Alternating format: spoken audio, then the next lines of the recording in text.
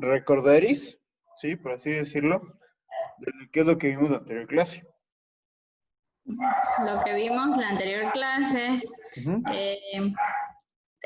fue lo que es el derecho, que nos decía que eran unas normas.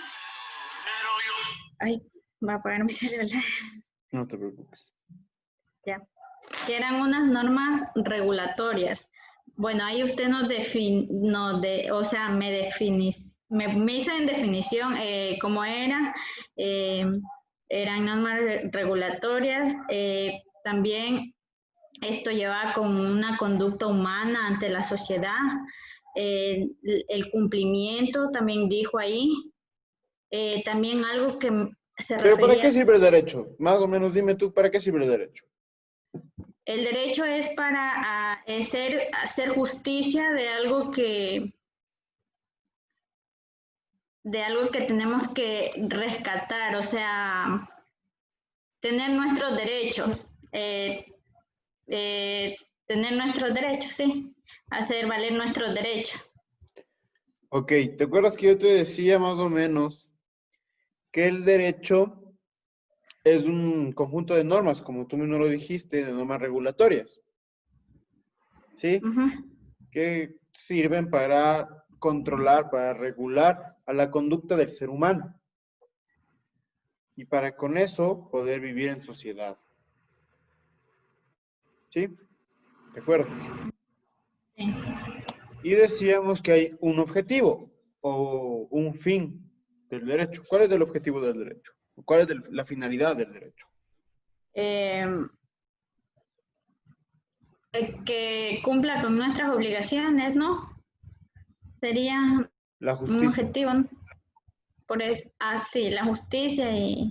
La justicia es el fin del derecho. Siempre la justicia va a ser el fin del derecho. ¿Sí? ¿Por qué? Porque con el derecho y con estas normas regulatorias, lo que se va a buscar es dar a cada quien lo que le corresponde. ¿Sí? Ujú. ¿Y qué es dar a cada quien lo que le corresponde? Pues es la justicia. ¿Ok? Sí.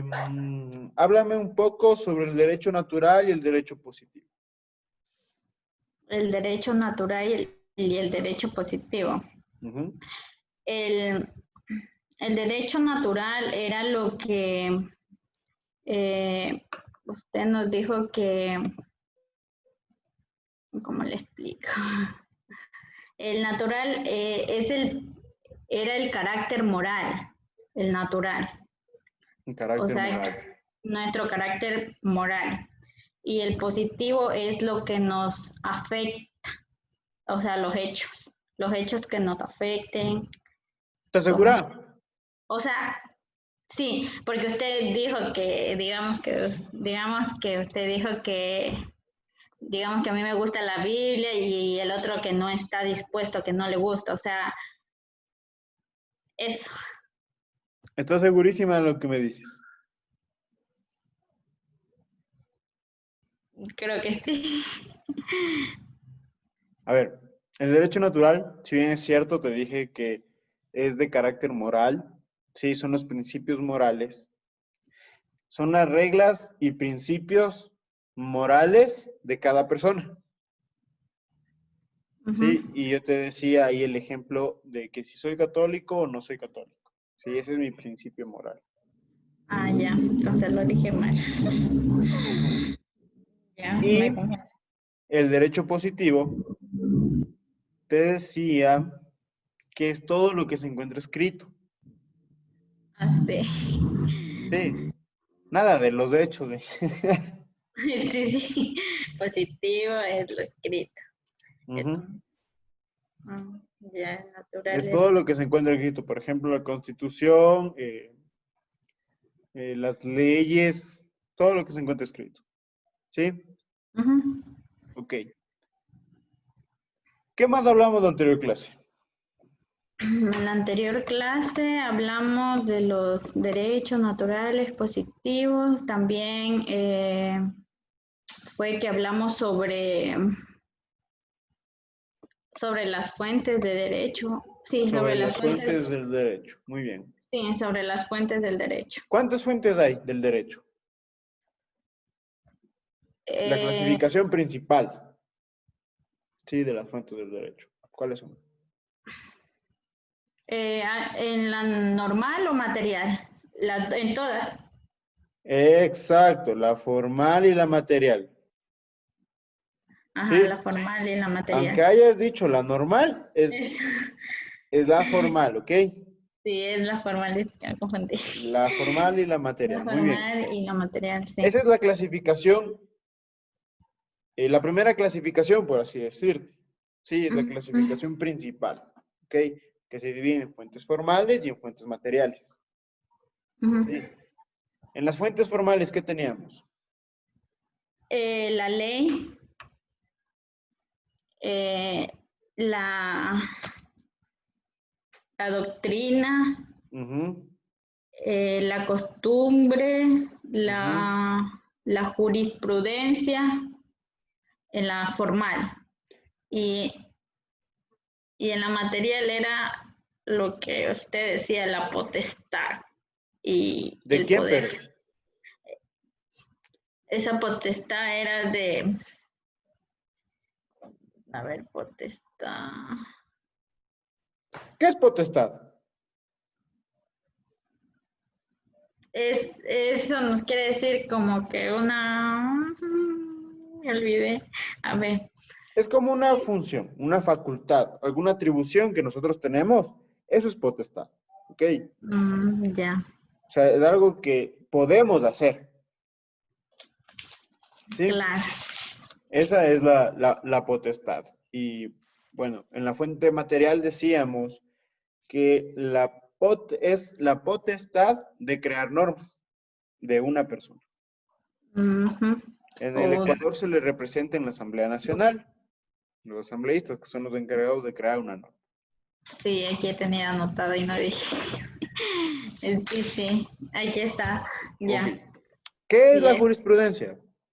eh, la jurisprudencia, usted me decía que esa palabrita más la ocupaban los abogados, como usted dijo, que eso quiere decir que es de las sentencias, de lo que el juez dicta o... No te dije que más ocupaban los abogados, sí. Te dije que los abogados nos gusta como cambiar unas palabritas para que suene más bonito. Claro, Sí, entonces yo te decía que la jurisprudencia son las sentencias, como tú muy bien lo dices. Son las decisiones que lo dice el juez. ¿Ok? sí. ¿Qué es la costumbre? No, no, ¿qué es la doctrina?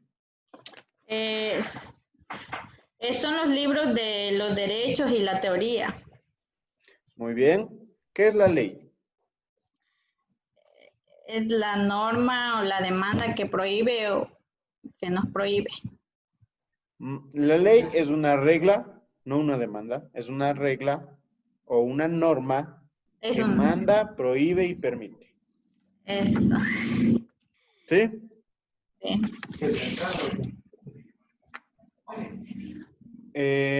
Dime tú, ¿cuáles son las características de las leyes? Que fue lo siguiente que abordamos en la anterior clase. Las características. eh,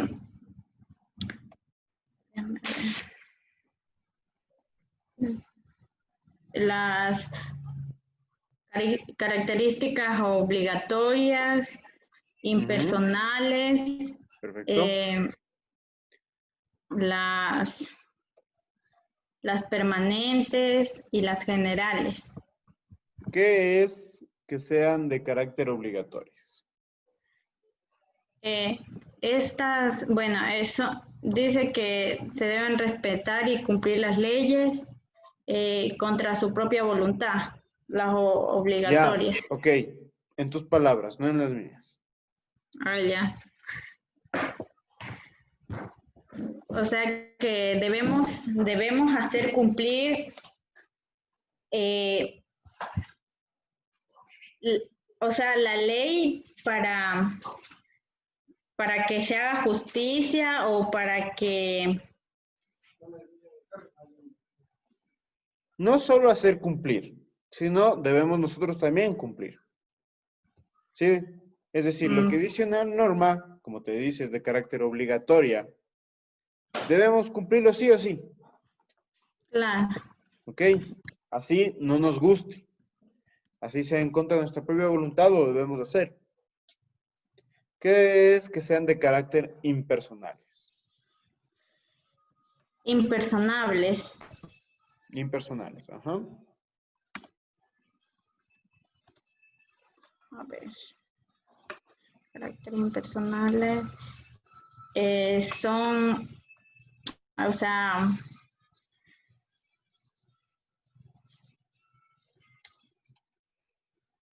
son, bueno, dice que son creadas para aplicarse a una determinada persona. Las impersonables. La característica impersonal se refiere a que la ley no es creada solo para Laura Castillo, no es creada solo para Paolo Grijalva. La ley, con esta característica de impersonal, es creada para todos, no para una persona determinada. Ah, ya. Entonces son... Tiene mucho que ver con que sean de carácter general, o sea, para todos. Claro. Ninguna palabra. ¿Qué es de carácter permanente? ¿Qué Las, significa de que sea de carácter permanente?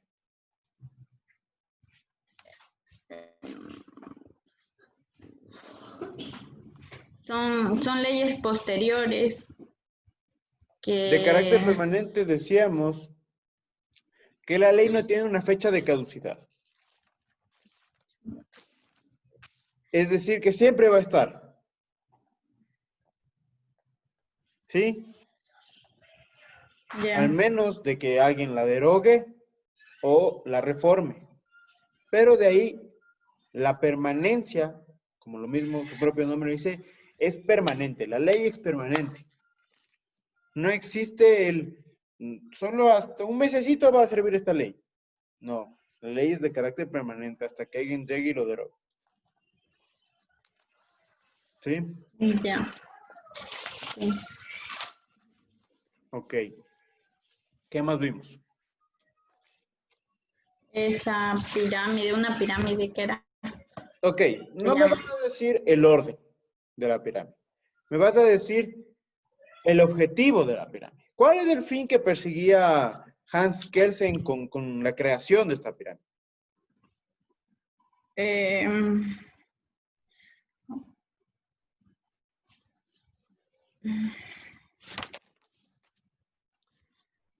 Esa era, se llamaba la jerarquía normativa. Estas eran las... No me acuerdo dónde dejé este papelito. Bueno, por ahí estaba todo Verás, anotado. te voy a explicar para que te lo guardes. Sí, Ya. debes tener siempre, en vez, está muy bien que notes, está perfecto. Sí, pero siempre recuerda ciertas palabritas de lo que te digo y después tú sola te vas a poder desenvolver. ¿Ok? Ujú. Vas a recordar de la pirámide de Kelsen, armonía normativa. ¿Sí? ¿Por qué? El fin que perseguía Hans Kelsen con la creación de esta pirámide es que ninguna de las leyes se contradijera entre ellas. ¿Sí?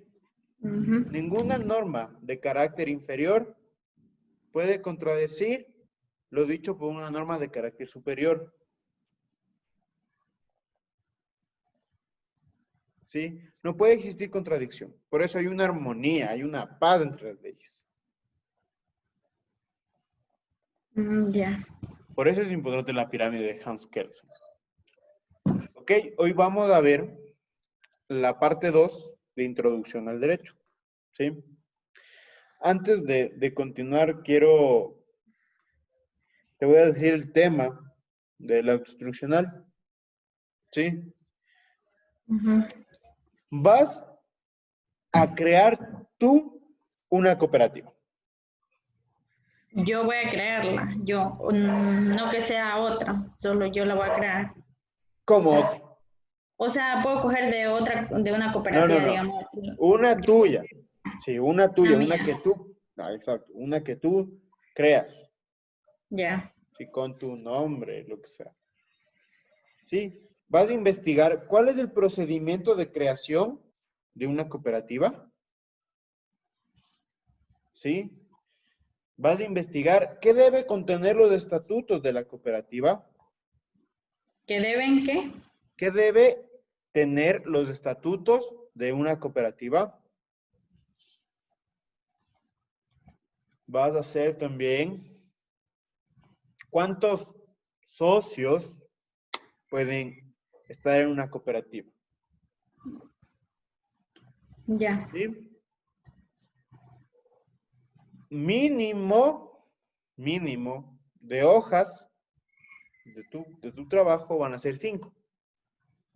5 hojas. 5 hojas. Debes Ya. preparar presentación porque vas a exponer tu trabajo, vas a defenderlo. Presentación, ¿cuántas hojas o No, las que eso sean? no, independientemente de eso. No importa si quieres tener 20 diapositivas, 10 diapositivas, 5.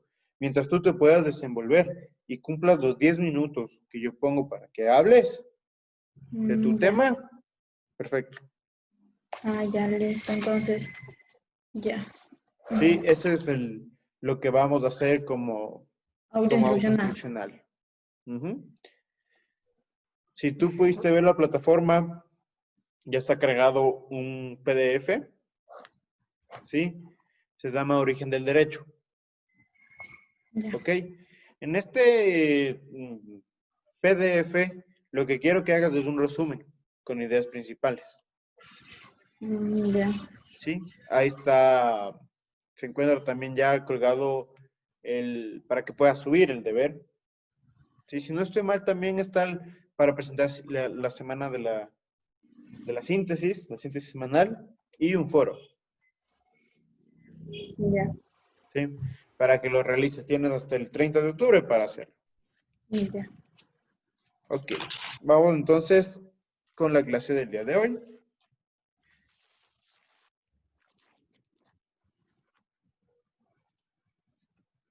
¿Sí estás viendo la pantalla? Sí. Ok, vamos con la segunda parte de la introducción al derecho. La primera era definiciones de dónde nace el derecho, cómo nace el derecho. También teníamos que observar las características de las leyes. ¿Por qué? Porque es importante saber lo esencial de las leyes. ¿Sí? Es muy importante saber este tema y además de eso la jerarquía normativa. ¿Para qué me va a servir la jerarquía normativa, por ejemplo, en tu caso? Si tú quieres administrar, por ejemplo, una cooperativa de ahorro y crédito, seguramente vas a tener algún tipo, espero que no pase, algún tipo de queja, algún tipo que tú quieres responder a un escrito de un cliente, ¿sí? Con la pirámide de Kelsen tú te puedes ubicar y decir, ok, voy a empezar por la Constitución, después me voy a una ley y así. Tengo que pensar así y así tengo que elaborar mi escrito. ¿Sí? Para eso era importante que tú sepas lo que era la jerarquía normativa. A nosotros los abogados eso nos sirve bastante porque así siempre nosotros empezamos o elaboramos nuestras demandas y escritos. ¿Sí? Ya. Vamos con la segunda parte de la introducción al derecho. En esta segunda parte vamos a hablar sobre la organización jurisdiccional. ¿Qué es la organización jurisdiccional? Pues la organización jurisdiccional quiere decir cómo está dividido el Estado o cómo está funcionando el Estado. ¿Sí? ¿Has escuchado tú del poder legislativo, ejecutivo y judicial? Sí. Ok. Estas son funciones del Estado. Es decir, lo que el Estado hace. Y cómo lo hace mediante órganos. ¿Ok? Pero para comenzar a hablar de estas funciones, tenemos que retomar antecedentes. ¿Sí? Existe una teoría dada por Montesquieu. ¿Sí? Se llamaba la teoría de división de poderes. Esta teoría de división de poderes, te voy a explicar brevemente, nos dice que en el tiempo que vivía Montesquieu existía la monarquía. ¿Sí? Existía un tipo de dictadura, que era el monarca. ¿Ok?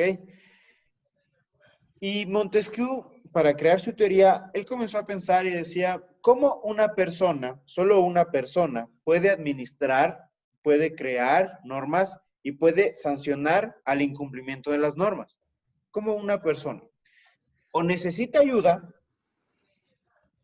o a su vez sería un poco arbitrario, por así decirlo. Yo mismo creo la norma y si yo la sanciono, ¿quién me va a decir a mí que yo la sancioné? ¿Sí? Como soy el rey, no me pueden decir nada, ¿no es cierto?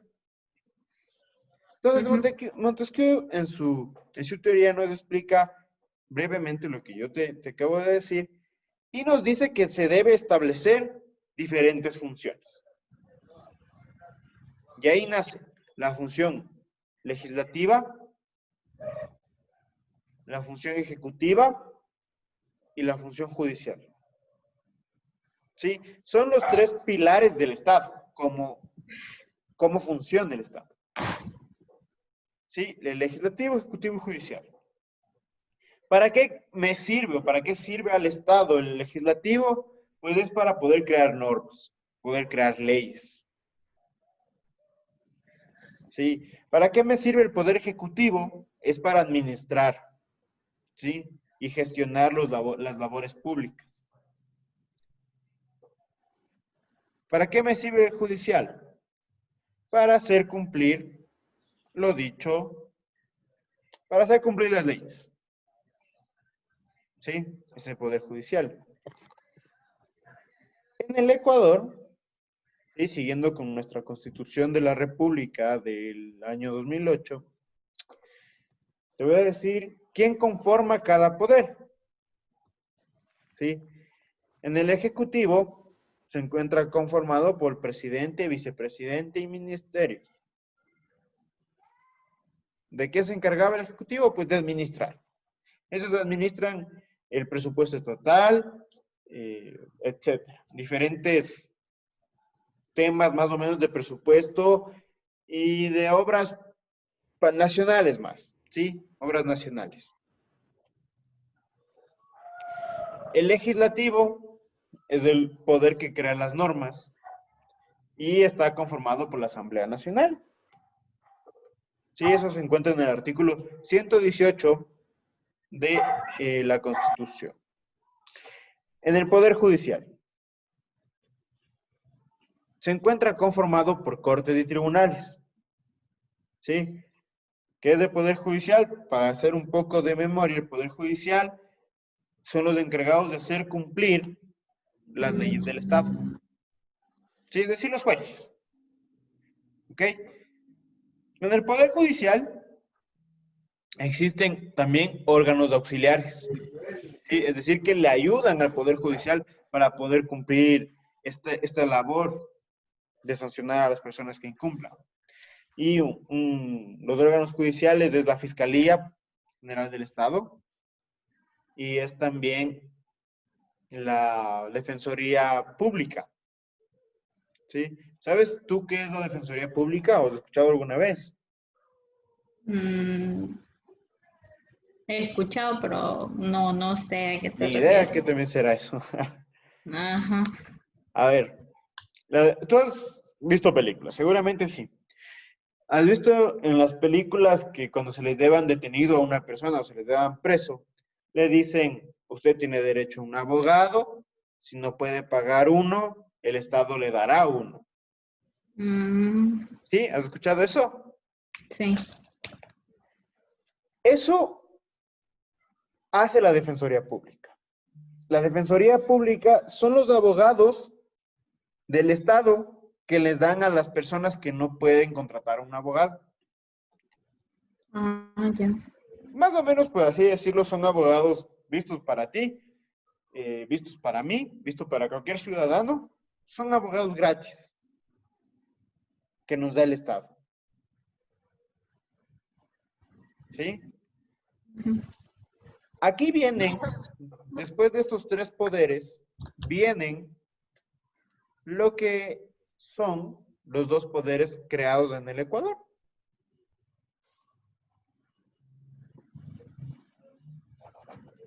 El primero es el poder electoral. ¿Sí? El poder electoral es el que se encarga de la transparencia en las votaciones, en las elecciones. Es el que se encarga también de velar por nuestra democracia, o sea, por el conteo de votos. ¿Sí? Y se conforma por el CNE. ¿Qué es el CNE? Es el Consejo Nacional Electoral. Está conformado también por el Tribunal Contencioso Electoral. Este Tribunal Contencioso Electoral es donde apelan, ¿sí? Las personas que, por ejemplo, recién pasó lo del candidato a la presidencia Arauz, ¿sí? De la línea del Correa, que existió esta apelación hasta el Tribunal Contencioso Electoral, le dijeron, ok, sí puede inscribirse. ¿Sí? Esos son los que resuelven los problemas que existen en esfera de las elecciones. Por ejemplo, si un candidato no es óptimo, que no existan las firmas necesarias, etc. ¿Sí? Y después vienen los tribunales provinciales. En los tribunales provinciales, pues, hace referencia a la labor que cumplen estos tribunales. Por ejemplo, si yo falté a una elección, no fui a dar mi voto, pues tengo que, de ley, tener mi certificado de votación. Entonces tengo que ir a justificar al tribunal provincial o pagar la multa. Sí, ellos se encargan más en este sentido de facilitar las cosas y multas de los ciudadanos. ¿Sí? Después de eso viene el poder, el quinto poder o la quinta función creada en el Ecuador, ¿sí? Que se llama de transparencia y control social. ¿Qué hace este poder?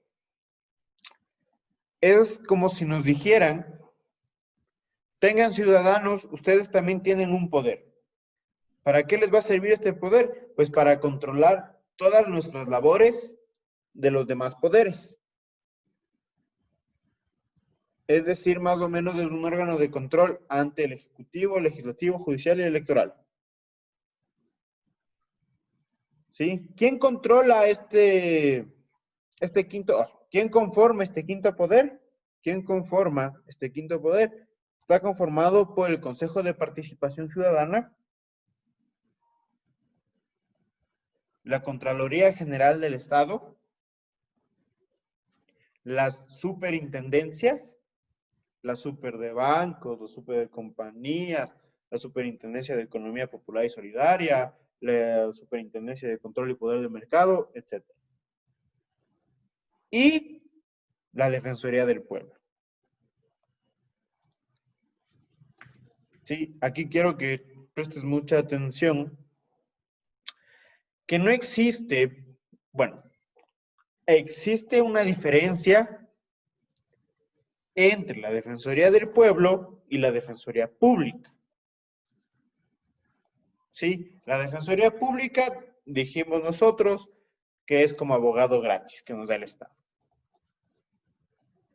La Defensoría del Pueblo es una persona, el defensor del pueblo, que vela por los derechos de los ciudadanos, por un grupo determinado de ciudadanos. ¿Sí?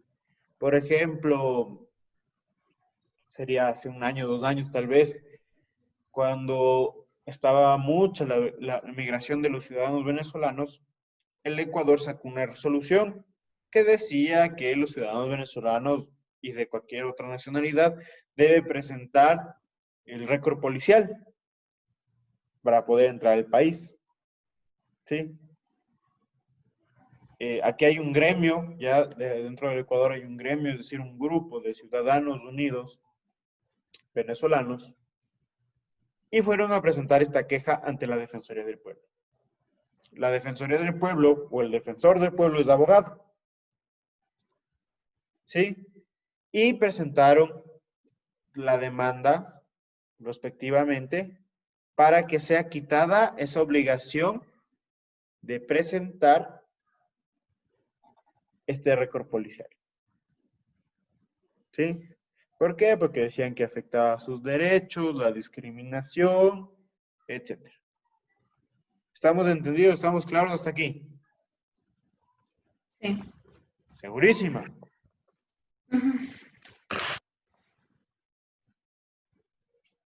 Ok. Vamos entonces. Continuemos.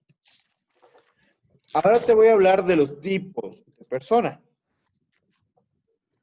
¿Sí? Existen personas naturales y personas jurídicas. Las personas naturales, te voy a hacer clarísimo y breve en esto. Personas naturales son los seres humanos. Sí, somos todos. Es Paolo, es Laura, Pedro, es José, etc. ¿Sí? Somos todos los seres humanos. La persona jurídica, ¿sí? Esta es el otro tipo de personas, son las empresas. La persona jurídica son las empresas. Sí, eso quiero que tengas bien claro esta diferencia. Las personas jurídicas no somos los abogados. Las personas jurídicas no son los representantes legales de una empresa. La persona jurídica es la empresa. Sí, por ejemplo, la corporación La Favorita. Sí. El representante legal es Paolo Grijalva. ¿Ok? Yo, Paolo Grijalva, soy una persona natural. La corporación La Favorita es la persona jurídica. Sí, eso quiero que tengas bien en claro. ¿Está claro? Sí. ¿Dudas, preguntas, inquietudes? No. Ok. Vamos a hablar ahora sobre la capacidad de las personas.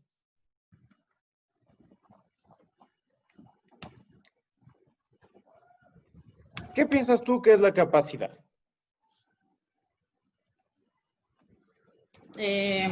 Lo que la capacidad es lo que podemos, o sea, lo que puedas, o sea, lo que tú quieras. Lo que podamos hacer, ¿no es cierto? Exactamente, bueno, sí, eso es lo que tú puedas hacer. Sí, lo que yo pueda hacer. Esa es la capacidad, ¿no es cierto? Vamos a ponerlo, la definición, vamos a hacerlo un poco más bonito. ¿Sí? La capacidad es la aptitud legal que tiene una persona para adquirir derechos y contraer obligaciones. ¿Qué es aptitud? Es la actitud legal es la que tiene una persona. ¿Pero qué es aptitud? La actitud. Aptitud, con P. Aptitud. Actitud. La actitud sería la habilidad que Estamos poseemos viendo en Google. nosotros. Una, ¿Sí, o no? sea, no, es que me llegó un mensaje por WhatsApp. A ver, la O sea, aptitud es la destreza física, mental que tiene una persona. Sí, si yo, Pablo Grijalva, no puedo trepar en un muro, pues yo no tengo la aptitud para hacerlo. ¿Sí? Y la diferencia entre aptitud con P y actitud con C es como te digo, la aptitud es la destreza física o mental que yo tenga para hacer las cosas. Y la actitud con C es las ganas, el ñeque, el impulso que yo tengo para hacer las cosas. ¿Sí? ¿Estamos claros? Ok. Existen dos tipos de capacidad. La capacidad de goce y la capacidad de ejercicio. La capacidad de goce es valga la redundancia, es la capacidad que yo tengo para adquirir un derecho. Sí, es decir, por ponerte un ejemplo, Paolo Grijalva tiene 14 años y se quiere casar. ¿Me puedo casar? No. Correcto, no me puedo casar, ¿no es cierto? Pero yo tengo mi derecho. Esa es capacidad de goce. Yo tengo mi derecho, no puedo ejecutarlo, pero tengo mi derecho. La capacidad de ejercicio, mientras, es la que yo tengo para ya poder ejecutar el derecho. Sí, Paolo Grijalva tiene 18 años. ¿Se puede casar? Sí, Sí. ya me puedo casar. Ya puedo ejecutar mi derecho. Ya tengo mi capacidad de ejercicio. ¿Sí? ¿Está entendido? Sí. ¿Segura? Ujú. Listo. Vamos con la incapacidad de las personas. Ojo, mucho ojo, que la incapacidad no quiere decir discapacidad. ¿Sí? La incapacidad de las personas es la falta de aptitud legal. Es decir, la falta de destreza física, mental de una persona para adquirir derechos y contraer obligaciones.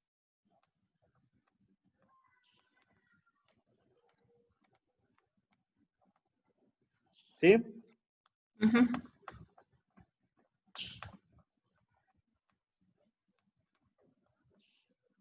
La incapacidad se divide en dos. ¿Sí? Se divide en absoluta y relativa. La incapacidad absoluta, aquí te voy a decir varias personas que son incapaces absolutos, pero ¿por qué se llama absoluta? Pues porque estas personas, que te voy a decir a continuación, no pueden realizar ningún acto jurídico por ellos mismos. Necesitan de un tercero, como son los tutores o los curadores, para realizar un acto jurídico. Por ejemplo, bueno, ya te voy a poner el ejemplo al final, antes vamos a ver a las personas, ¿sí? Que son incapaces absolutos. Los impúberes. Los impúberes son los varones menores de 14 años y mujeres menores a 12 años. ¿Sí? Esos son los impúberes. Los dementes es otro tipo de persona y de incapaz absoluto. Los dementes, es decir, las personas que tienen alguna afectación en su salud mental. ¿Sí? Y no pueden darse a valer por ello. ¿Sí? Las personas, es un poco dura esta palabra, pero bueno, así está en nuestro Código Civil. Las personas sordomudas que no pueden darse a entender. Sí, es decir, las personas que tengan alguna discapacidad auditiva y no pueden darse a entender. Es decir, que no pueden, no saben su lenguaje de señas, no saben escribir. Esos son incapaces absolutos. ¿Tú crees que un hombre, no, más bien, una mujer menor a 12 años puede firmar un contrato de compraventa de un vehículo? No. No pueden hacer nada por ellos solos. Necesitan a un tercero que los ayude. ¿Sí? Una persona adulta. Después vamos a ir con la incapacidad relativa. ¿Sí? Vamos a hacer un receso aquí, ¿ok? De unos 5 minutos, de unos 10 minutos, ¿ok? A las 6 nos vemos. Ya. Ya, listo. Ya nos vemos.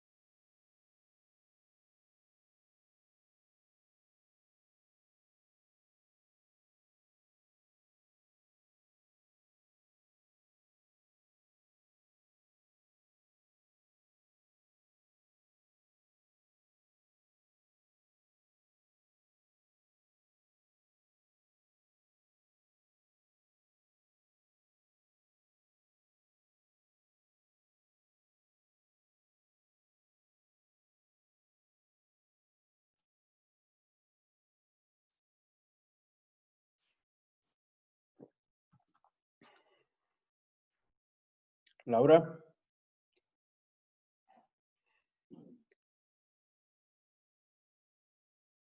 Laura.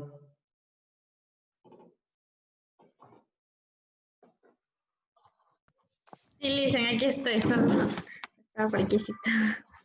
Ya. A ver, vamos a continuar con la incapacidad relativa. ¿Sí? ¿Por qué relativa? Pues estas personas pueden realizar ciertos actos jurídicos, pero otros necesitan siempre de un tercero. ¿Sí?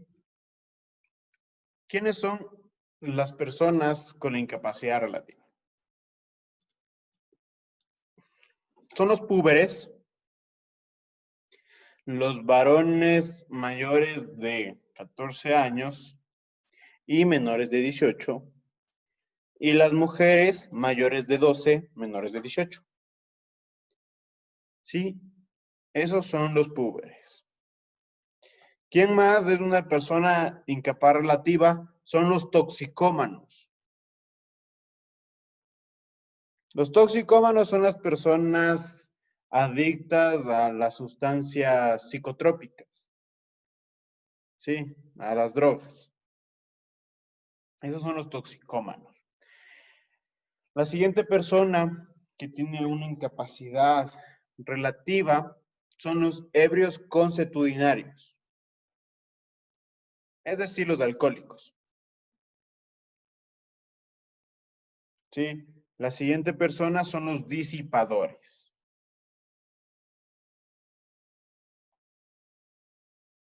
¿Quiénes son los disipadores?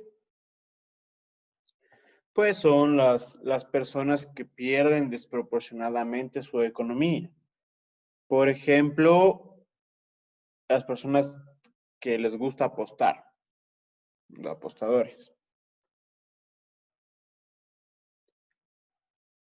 Las últimas personas son las quebrados e insolventes.